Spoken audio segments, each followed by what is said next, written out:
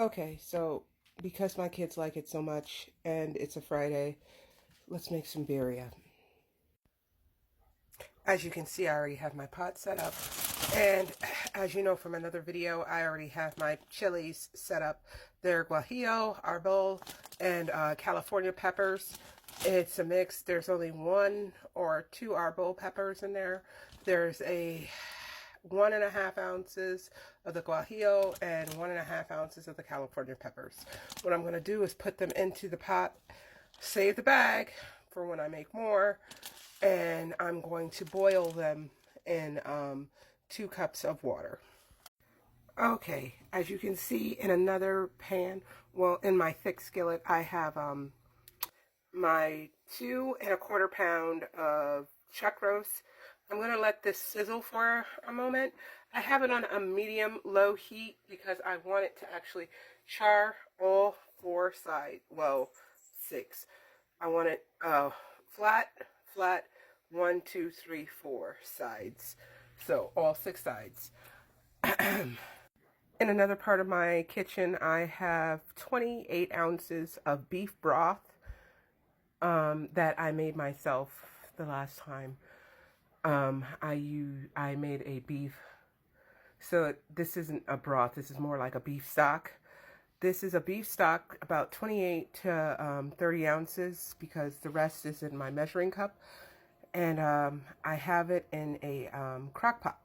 We'll let this simmer in here on high because we want this on high.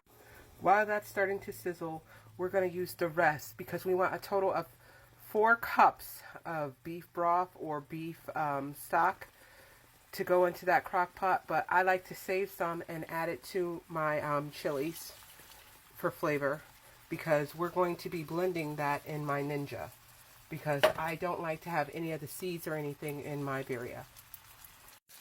I have turned my chuck roast up to medium heat, and as you can see, I have it in olive oil. It's about a half a tablespoon to a tablespoon of olive oil that I have it sizzling in. When it starts to get a little smoky, I turn it over, or if it starts to steam a little more, I turn it over and get the other side. Alright, I have my tongs and I'm going to flip it over. I flipped it over and as you can see it has a little bit of char on it.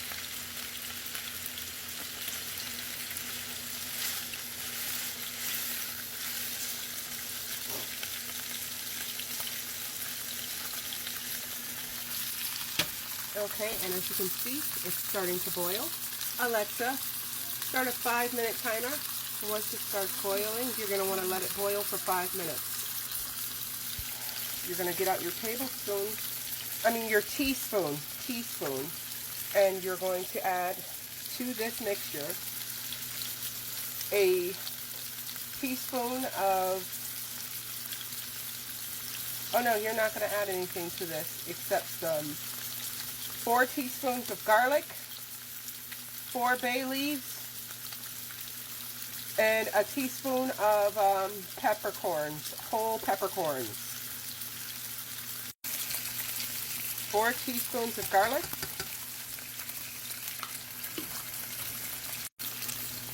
3 cloves, and about 4 bay leaves.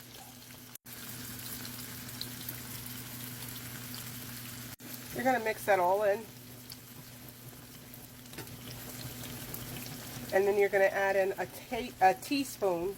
I don't know why I keep saying tablespoon. You're going to add in a teaspoon of whole peppercorn. I don't know if I got that on there, but those are the peppercorns. A teaspoon of peppercorns. And you're going to want to mix that around. You don't have to mix it too well because, let's be real, you're going to blend it in the blender. You should be holding your chuck roast on one of the sides to get or char the sides. I don't know if I said something, I probably didn't, but I did salt and pepper my sides. Alexa, stop.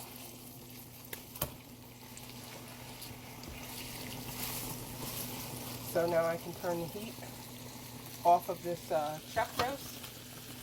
No, it is not cooked. It's just charred, so when I go to put it into the crock pot, it'll have that nice charred flavoring to it. I have taken the heat off of this mixture, and let's get started. Do not knock my recipe until you've tried it. I promise it is good. Add 1 teaspoon of oregano to your beef stock or broth.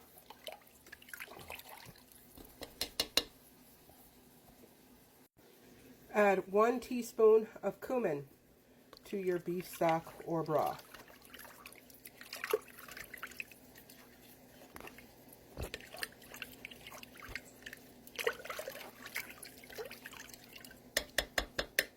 Make sure you're using teaspoons and not tablespoons, because I'm backwards and probably keep saying tablespoon and I mean teaspoon. It says teaspoon, I promise you.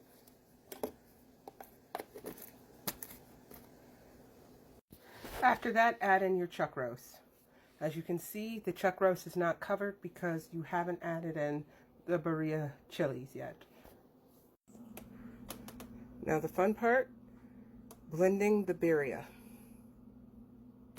I have my Ninja, I turn the power on, and I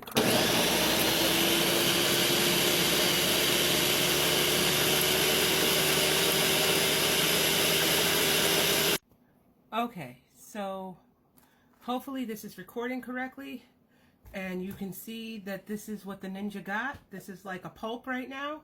My Ninja opens up. If you have a Ninja, you know exactly how the Ninja works. So, yeah. This is the chuck roast inside the crock pot.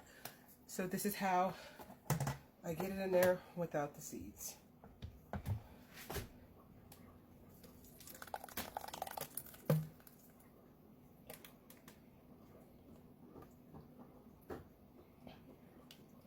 It's a long process, but I tell you, it works.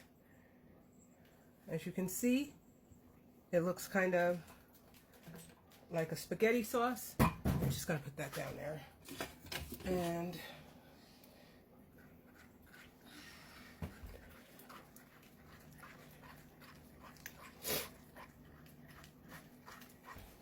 this is how I make my birria.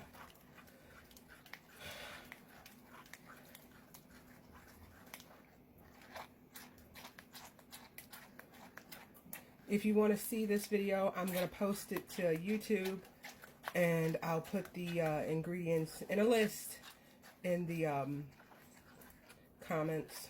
Well, in the description, actually. But this is how I make it. I see a lot of people trying to buy these $20 and $30 birria balls, which are basically this. And it's just like, that's crazy. And I just, for a fraction of that price, you can make it yourself. If you don't want it that spicy, don't add the arbol. The guajillo is spicy, and with the califonia on its own. But here in my house, spice is life, so to each his own.